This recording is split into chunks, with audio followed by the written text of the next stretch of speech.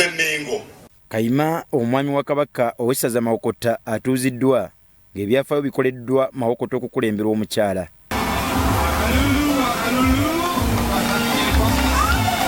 Emikolo gy'okutuuza Kayima Sarah Nanono Kaweesi gibadde ku mbuga ey'essaza Butolo Kamengo mu disitulikiti ey'Empigi. Mulimo gwaffe ng'abaweereza b'Obwakabaka okubategeeza amazima.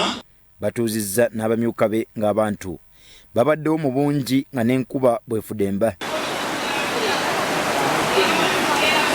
Oweekitiibwa Noah Kiyimba avunaanyizibwa ku mirimu egy'enkizo mu ofiisi ya Katikkiro wa Buganda yakuliddemu emikolo gyonna n'akubiriza abantu okuba obumu. N'olwekyo abamyuka mukwatiseeko omwami w'essaza mwenna twagala ttiimu mpanguzi.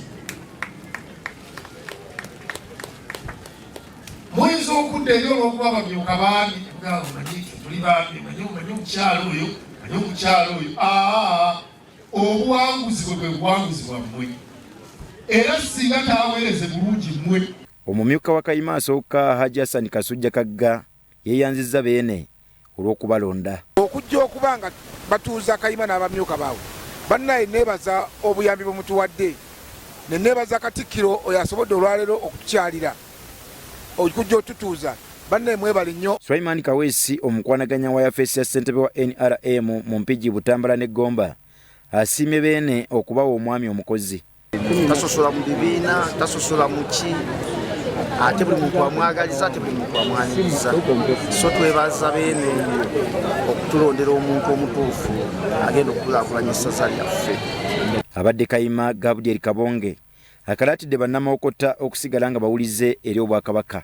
Mbasaba tuwagire nnyo omwami Ssaabasajja gw'atuwadde kuba yeetaaga nnyo obuwagizi bwaffe okusobola okuddukanya emirimu gy'essaza. Abaami b'abeene abalala mu ssaza Mawokota bayozaayozezza Kayima n'abamyuka be ne beeyama okukolera awamu nabo okuzza Obuganda ku ntikko. Twebaza beene okumulembera ng'abavubuka tweyama tujja kuba bawulize nnyo buli Kayima ate ne bw'omulaba ng'ayogera olabira ddala omukyala alina kyagenda okukola. Akaseera kaatuddeko obutuuzi olaba nga ffenna tuli basanyufu. Era tugenda kwongera okukubiriza abavubuka okulima emmwanyi nga naffe tubakwatirako akatono ke tunaaba tuyina.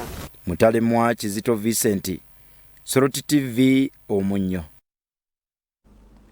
Minisita w'ebyobulambuzi Tom Butime kakasizza nti ekiteekateeka z'ebyobulambuzi zongedde okuba nga ziyingiza ensimbi mu ggwanika ly'eggwanga era agamba nti emirimu mingi ezigenze maaso okubeera nga giweebwa bannaffe abali mu nteekateeka eno ebyobulambuzi mu ggwanga lyonna n'ensi yonna okutwaliza wamu. Ebyobulambuzi mu ggwanga bivuddeko okutondebwa kw'emirimu egisoba mu 62,000 okusinziira ku Minisita Tom Butime ow'ebyobugagga eby'ensibo n'obulambuzi. Minisita Butime ayongeddeko nti omwaka kati bafuna abalambuzi abali waggulu w'81,405 ng'asinzidde katwe k'Abatoolo Town Council mu Kasese District.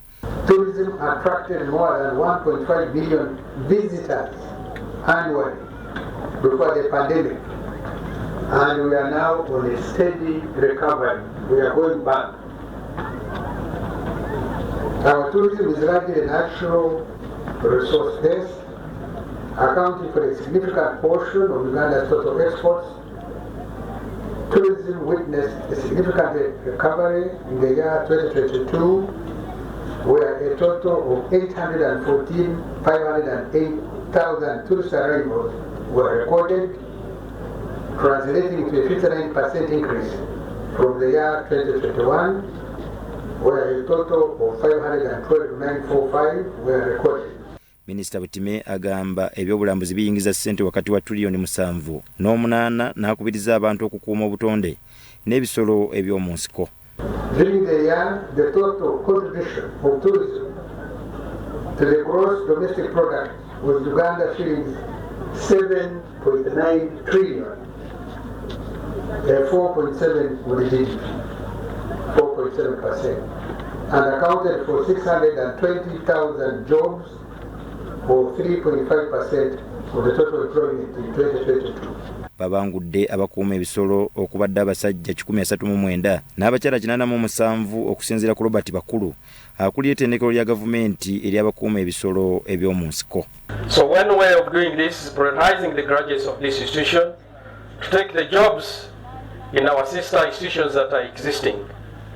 And I know you have a hand and you will help us so that we attain this. The research funds are inadequate to meet the obligation of the institute as highlighted in the National Wildlife Research Agenda.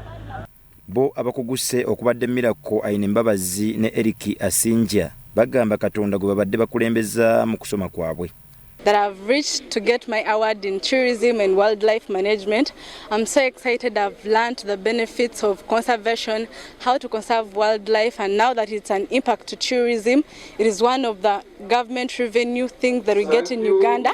I'm so excited. I thank my parents for the tuition. Pina Shemera Mnonga nimbasa kusima ba lecturers administration yona okwajaliza okuteachinga atukisa buli kimwe kyona na n'abazire banje okunsomesa bakampera tuition.